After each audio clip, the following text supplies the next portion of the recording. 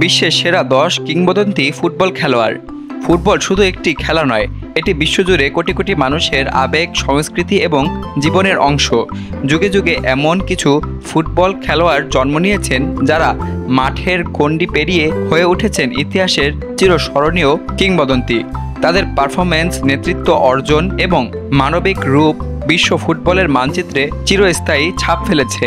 এই তালিকার প্রথম অবস্থানে রয়েছে পেলে। পেলে ব্রাজিলের ফুটবল ঈশ্বর, যাকে অনেকেই সর্বকালের সেরা ফুটবলার হিসেবে বিবেচনা করেন। তার খেলার দক্ষতা, গোল করার অভ্যাস এবং খেলোয়াড়ি নেতৃত্ব ফুটবল ইতিহাসের একটি অমূল্য অংশ হয়ে রয়েছে। তিনি 3টি বিশ্বকাপ জয়ী দলের সদস্য ছিলেন, 1958, 1962 এবং 1970। পেলের গোল সংখ্যা প্রায় 750-এর কাছাকাছি, তবে তার খেলার সৌন্দর্য এবং অবদান একে অতিক্রম করে। ব্রাজিলের জাতীয় দলের হয়ে কিংবদন্তি এই ফুটবলার শুধু তার সময়ই নয়, বরং আজও ফুটবল প্রেমীদের হৃদয়ে স্থান পেয়েছেন। দ্বিতীয় অবস্থানে রয়েছেন দিয়েগো ম্যারাডোনা। দিয়েগো ম্যারাডোনা ছিলেন একটি ফুটবল বিপ্লব। তার খেলা ছিল একদম অনন্য, যেখানে ছিল অবিশ্বাস্য ড্রিবলিং, শারীরিক কসরত এবং ভয়ঙ্কর ফিনিশিং। 1986 সালের বিশ্বকাপে তার হ্যান্ড অফ গড গোল এবং goal of the century football ইতিহাসে অমর হয়ে রয়েছে।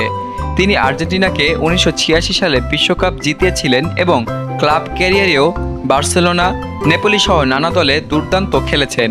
তৃতীয় অবস্থানে রয়েছেন লিওনেল মেসি। লিওনেল মেসি আধুনিক ফুটবলের সর্বোচ্চ পারফরমেন্সের প্রতিচ্ছবি।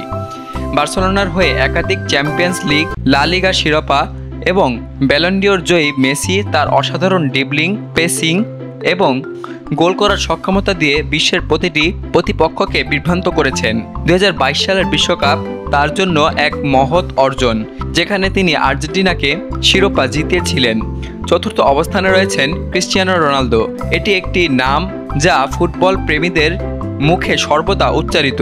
সারা বিশ্বে তিনি পর্তুগাল এবং ইউরোপের অনেক ক্লাবের হয়ে শিরোপা জিতেছেন। রিয়াল মাদ্রিদ, ম্যানচেস্টার ইউনাইটেড এবং ইউভেন্টসের হয়ে অসংখ্য গোল করেছেন রোনালদো। তার শারীরিক ক্ষমতা, পেশাদারিত্ব এবং খেলার প্রতি একাগ্রতা তাকে বিশ্বের সেরা ফুটবলারদের তালিকায় রেখেছে। পঞ্চম অবস্থানে রয়েছেন জিনেদিন জিদান। জিনেদিন জিদান ছিলেন এক অসাধারণ মিডফিল্ডার, যার খেলা ছিল নিখুঁত এবং তার পাস ও কৌশল ছিল অনন্য।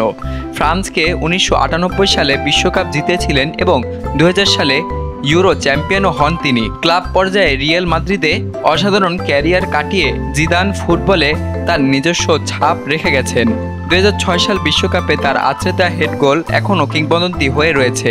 ষষ্ঠ অবস্থানে রয়েছে জোহান ক্রুফ। জোহান ক্রুফ ছিলেন ডাচ ফুটবলের প্রাণভোমরা, যিনি শুধু অসাধারণ খেলোয়াড়ই নন, বরং তিনি একজন তাত্ত্বিকও ছিলেন। 1970-এর দশকে টোটাল ফুটবল ধারণা দিয়ে আধুনিক ফুটবলের ভিত রচনা করেন তিনি। তার খেলার স্টাইল ছিল বুদ্ধিদীপ্ত, কৌশল নির্ভর এবং গতিশীল। সপ্তম অবস্থানে রয়েছে রোনালদো নাজারিও। ব্রাজিলের রোনালদো নাজারিও ছিলেন এমন এক স্ট্রাইকার যাকে ঠেকানো প্রায় অসম্ভব ছিল। অসাধারণ গতি, ড্রিবলিং টেকনিক এবং নিখুঁত ফিনিশিং সব মিলিয়ে এক নিখুঁত ফরওয়ার্ড ছিলেন তিনি। মাত্র 17 বছর বয়সে বিশ্বে নিজের নাম জানান দেন তিনি। অষ্টম অবস্থানে রয়েছেন মিশেল প্লাতিনি।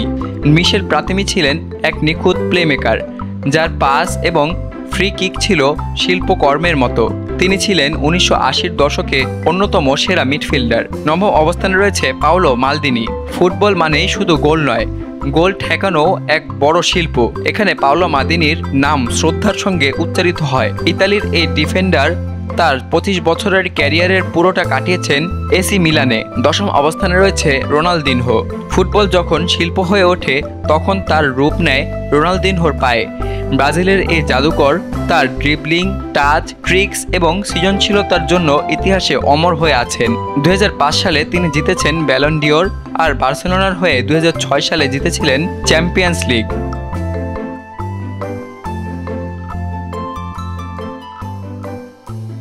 সকল প্রকার খবর জানতে এখনই সাবস্ক্রাইব করে রাখুন আমাদের চ্যানেল বাংলাদেশ কণ্ঠে।